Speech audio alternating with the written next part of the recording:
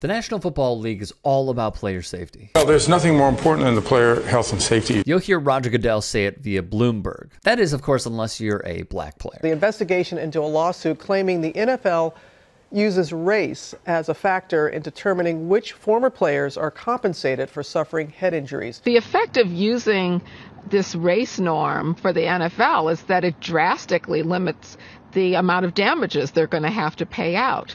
It's almost the classic definition of racial discrimination, using race as a basis of denying benefits to a disadvantaged or subordinated group because of race. However, these past few camps, we've seen this. Via ABC affiliate WCPO9 in Cincinnati, Ohio, players have worn these padded-shaped helmets above the ones they use in games. Throughout history, football has evolved. It has become safer and safer again. Goodell, speaking at Harvard University here, touted the success they have had making the game safer, though the Miami Dolphins' Tua Tagovailoa may have something to say about that. With the padded helmets, also known as Guardian caps, the NFL once more took a victory lap. The Baltimore Ravens' team website, a subset of NFL media and NFL.com, printed the Guardian cap results in at least a 10% reduction in severity of impact if one player is wearing it,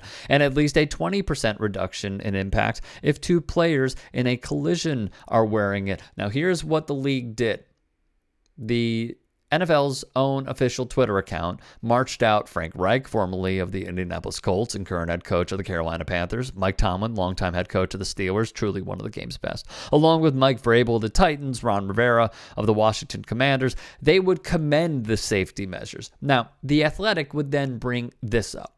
Mark Kelso, a DB who played for the Buffalo Bills in the 80s and early 90s, donned the Pro Cap, which, if you look closely, went over his helmet for extra protection. It's now enshrined in the Pro Football Hall of Fame. The point being, protective gear has been talked about for decades, but this is a league, if you check out PBS's documentary, that has flat out denied the link between head-on collisions and CTE, largely because, you know, they have to. However, Daniel Kaplan's report in August of 2022 noted there were 5 teams utilizing the caps in practice when he went to the league office for comment on if there was data to support the claims. This is indeed a breakthrough, right? Lowering concussion rates during camp. I want to hear about it. The NFL refused to share their findings altogether, and now we may know why. There was a study that was led by David Camarillo, associate professor of bioengineering and a former football player at Princeton, who used padded covering outside his helmet. Stanford Medicine decided to conduct their own tests at their labs. They attached a crash test dummy head, outfitted with motion sensors, to a dummy neck, and onto the head they strapped a helmet, a savvy move.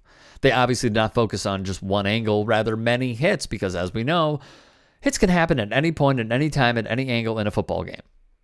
So they did this with the dummy. Interestingly enough, they ran more trials at various temperatures because game conditions vary throughout the country and time of year. And lo and behold, here were their findings. And this is very important. The cap offered more protection from angular impacts or hits that cause the head to rotate than for straight-on blows. The lead author of the study would say, "We don't think it's the padding that's providing most of the protection. We think it's the sliding of the cap along the helmet's surface. It reflects some of the impact energy when hit at the right angle."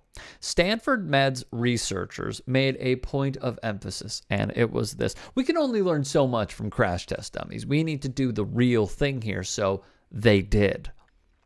It brings us to this also. Keep in mind, the NFL touted the 20% reduction figure. It came from testing, not in the actual field of play, but testing at a different lab, BioCore.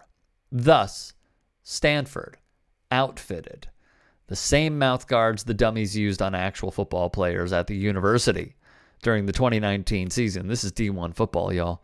They compiled 97 head-on collisions, the data concluded. The CAT failed to show a significant reduction in the impact from blows that didn't cause concussion. Researchers believe such headbanging, even in the absence of concussion, can contribute to the development of CTE. We will link to the study in the description box below. I leave you with this.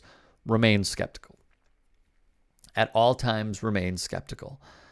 Ask questions, demand answers, especially if it's the NFL, because we have seen the bad faith actors they put at play. We have seen the lobbying efforts that any multi-billion-dollar corporation will do to ensure the revenue keeps coming in by limiting the amount of damage, pardon the pun, to their product. So when all of this stuff happens, and they are pushing this PR machine and promoting that they are trying to make the game safer, I do believe that they are trying. The problem is these statistics, in my opinion, are deceiving. It is to push that they are doing the right thing, that the players are playing in a game that is much more safer because they are being outfitted with the products that the NFL approves. When really, sadly, it is a detriment to anyone playing, from the Pee Wee level to the pros.